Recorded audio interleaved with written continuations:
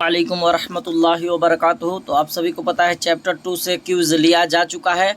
आज हम लोग चैप्टर 3 को पढ़ेंगे और चैप्टर 3 से 8 PM में क्यूज़ भी होगा। अगर आप अभी तक क्यूज़ में ज्वाइन नहीं है तो जल्दी से ज्वाइन हो जाइए और डेली 8 PM में क्यूज़ दीजिए। तो चलिए बिना वक्त गवाए चैप्टर 3 को पढ़ते हैं डिस्कशन के साथ, ऐसा कि आपको पूरा चैप्टर इसमें पढ़ा देंगे और डिस्कशन में बहुत ही बेहतरीन अंदाज में क्लियर आपको दोबारा समझिए कि चैप्टर पढ़िएगा तो आनंद आएगा पढ़ने में। तो चलिए वीडियो को शुरू करते हैं बिना वक्त गवाए। तो पहला सवाल क्या है?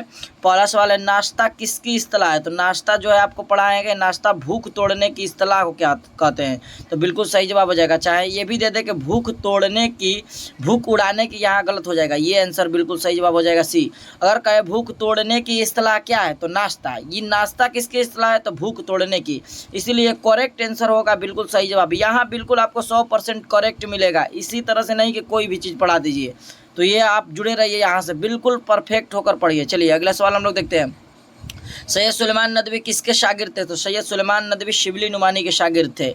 आपको पता है कि सैयद सुलेमान नदवी 1884 में पैदा हुए, 1953 में इंतकाल किए। 1953 में इंतकाल किए सैयद सुलेमान नदवी और इनके वालिद का नाम सैयद अबुल हसन था। चलिए अगला सवाल देखते हैं हम लोग।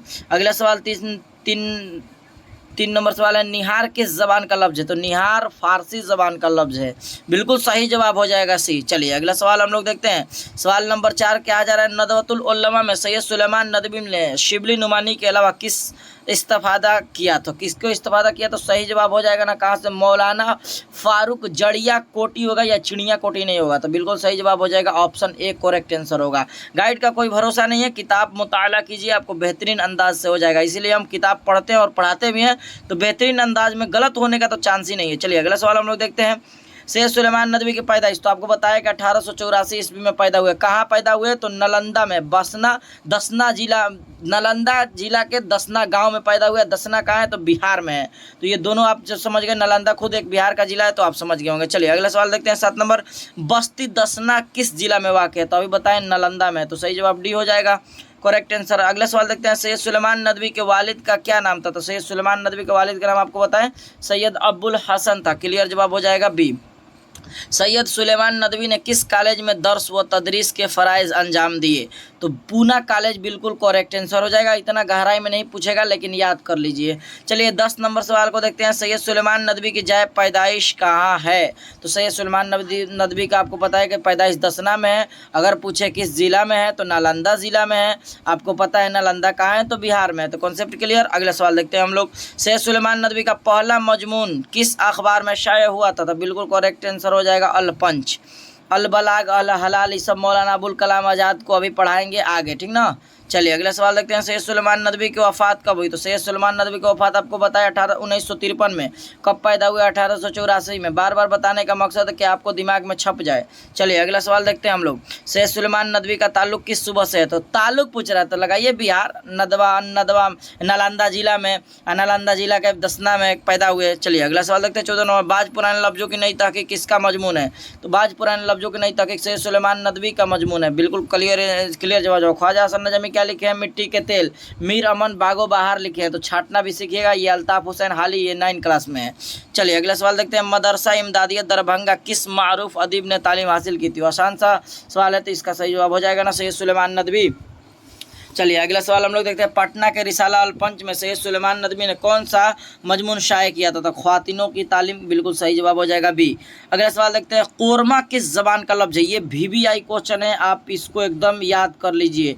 ये वेरी इंपॉर्टेंट क्वेश्चन है, आपको बार बार पूछा जाता है एग्जाम में पूछा जाता है, इसीलिए इसका सही जवाब हो जाएगा। इसका सही जवाब हो जाएगा कोरमा किस ज़बान का लफ्ज़ है? तो बिल्कुल सही जवाब हो जाएगा तुर्की ज़बान का लफ्ज़ है। तो बिल्कुल करेक्ट आंसर डी हो जाएगा।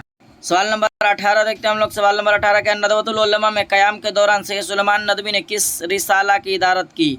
तो बिल्कुल सही जवाब हो जाएगा अन-नदवा की इदारत की। करेक्ट आंसर ये। शिबली के वफ़ात के बाद सैयद सुलेमान नदवी ने उनकी किस नामुकम्मल तसनीफ़ को मुकम्मल किया था? तो सीरतुन नबी। बिल्कुल करेक्ट आंसर हो जाएगा। आप कहेंगे आपको कि एक बार अगर आपको वक्त मिले तो आप सीरतुन नबी का मुताला कीजिए, इतना आपको दिल लग जाएगा ना कि कहिए मत। आप सल्लल्लाहु अलैहि वसल्लम बहुत सारे पैगम्बरों के बारे में बहुत सारे आपको इल्म हो जाएगा। यानी सीरतुन नबी 6 सेशन तक हम पढ़ चुके हैं, इंशाअल्लाह ताला आगे भी पढ़ना जारी रखें। तो इसको आप पढ़िए। सीरतुन नबी बेहतरीन एकदम किताब है, आपको इल्म हासिल हो जाएगा कि पैगंबर ये सब आप सल्लल्लाहु अलैहि वसल्लम की जन्म कब हुआ, कैसे ये सब पैगंबर आए। तो ये अगर किताब का मुताला करते हैं सीरतुन नबी तो आपको बेहतरीन इल्म हो जाएगा और ये पैगंबर सहाबा ये सब क्या होते हैं आपको बिल्कुल क्लियर हो जाएगा। तो ये रहा आपको बता भी दिए कि ताकि आपका क्लियर हो जाए। चलिए अगला सवाल है, सैयद सुलेमान नदवी इनमें से किस ज़बान में महारत हासिल रखते हैं। तो ऑप्शन तो नहीं है, लेकिन देखिए अरबी फ़ारसी उर्दू 3 ज़बान में महारत हासिल रखते थे, लेकिन कौन ज़बान में महारत हासिल नहीं रखते थे, तो उसका नाम है संस्कृत। तो सही जवाब हो जाना चाहिए इसका संस्कृत हो जाएगा। क्लियर जवाब क्या हो जाएगा, संस्कृत। चलिए अब आपके लिए एक सवाल पूछते हैं, देखते हैं कि आपको पढ़ाने के दौरान आप कितना एकदम कैच किए हैं। आपको बताना है कमेंट में कि सैयद सुलेमान नदवी का इन पैदाइश जो है कहाँ हुआ। अब कहाँ में आपको तीनों डाल कर देना है। देखते हैं कमेंट सबसे बेहतरीन किसका होता है अंदाज में। अब पैदाइश पूछे हैं तो देखते हैं कि पैदाइश में आपको 3 पैदाइश बताएं, एक तो बिहार, एक तो नालंदा, एक तो दसना। तो बता भी दिए आंसर भी। तो दूसरा क्वेश्चन सुनिए, अब दूसरा क्वेश्चन पूछ रहे हैं आपके लिए आसान सवाल है। आप बता दीजिए सैयद सुलेमान नदवी का इंतकाल कब हुआ, आपको ये बताना है सवाल। तो आज के लिए इतना ही, फिर हम लोग मिलेंगे अगली वीडियो में। अस्सलामु अलैकुम वरहमतुल्लाहि वबरकातुहू।